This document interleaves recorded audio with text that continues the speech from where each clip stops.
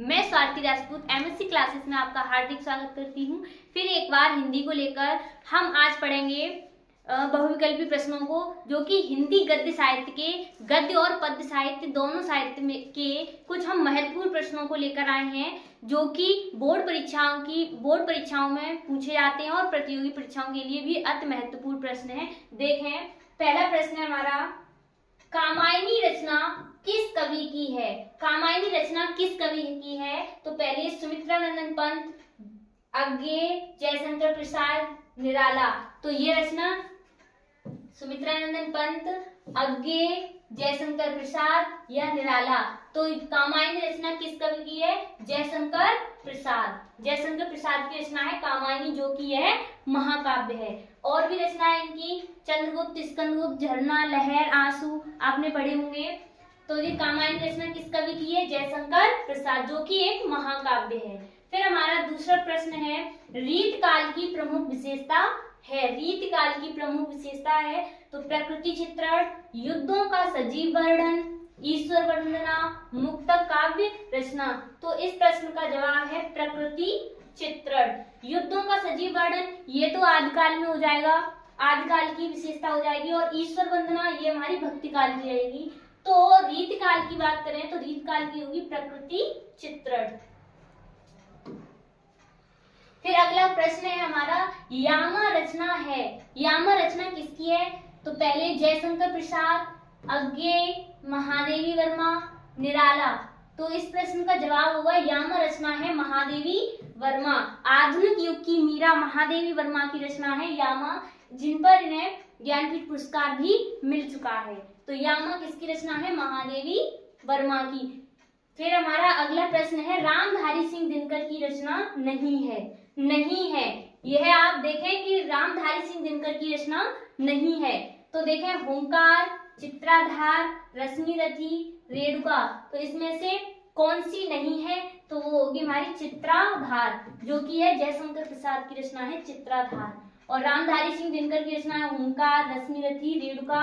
ये तीनों किसकी है? रामधारी सिंह दिनकर की। फिर अगला प्रश्न है हमारा, आदिकाल को चारण काल किसने कहा? आदिकाल को चारण काल किसने कहा? तो राहुल सातत्यायन, राम कुमार वर्मा, रामचंद्र शुक्ल, डॉक्टर नगीन। तो इस प्रश्न का जवाब होगा राम कुमार वर्मा। राम कुमार वर्मा ने आदिकाल को चारण काल नाम दिया। और रामचंद्र शुक्ल जी ने आदिकाल को वीर गाथा काल कहा। क्या कहा? वीर गाथा काल। फिर देखें, किस कवि को ज्ञानपीठ पुरस्कार नहीं मिला? किस कवि को ज्ञानपीठ पुरस्कार नहीं मिला? तो पहले दिनकर, महादेवी वर्मा, पंत, जयशंकर प्रसाद। तो इस प्रश्न का जवाब होगा जयशंकर प्रसाद। इन्हें ज्ञानपीठ पुरस्कार नहीं मिला। दिनकर जी को मिला है, महादेवी वर्मा को यामा कृति पर मिला है, और पंत को चिदम्बरा रचना पर मिला है।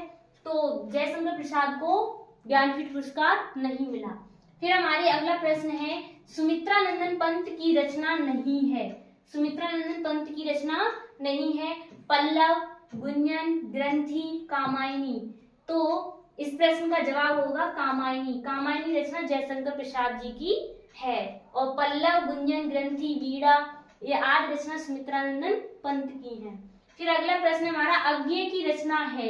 अज्ञे की रचना है आंगन के पार द्वार, कुरुक्षेत्र, अपरा, झंकार।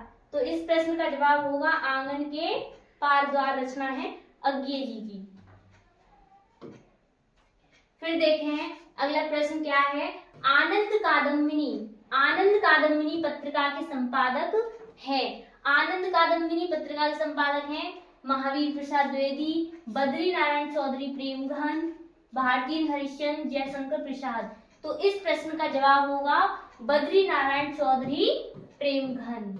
ये आपको प्रेमघन भी मिल सकता है, यहाँ बद्री नारायण चौधरी प्रेमघन, सिर्फ प्रेमघन भी लिखा मिल सकता है आपको। तो आनंद कादम्बिनी रचना किसकी है? बद्री नारायण चौधरी प्रेमघन की। ये बहुत बार पूछी गई है, बहुत ज्यादा मोस्ट है ये, आनंद कादम्बिनी रचना किसकी है। फिर अगला प्रश्न है हमारा, विनय पत्रिका की रचनाकार हैं। विनय पत्रिका के रचनाकार हैं कबीरदास, रैदास, तुलसीदास, जायसी। तो इस प्रश्न का जवाब होगा तुलसीदास। विनय पत्र का रचना है तुलसीदास की। शेष आज के लिए इतना ही। धन्यवाद।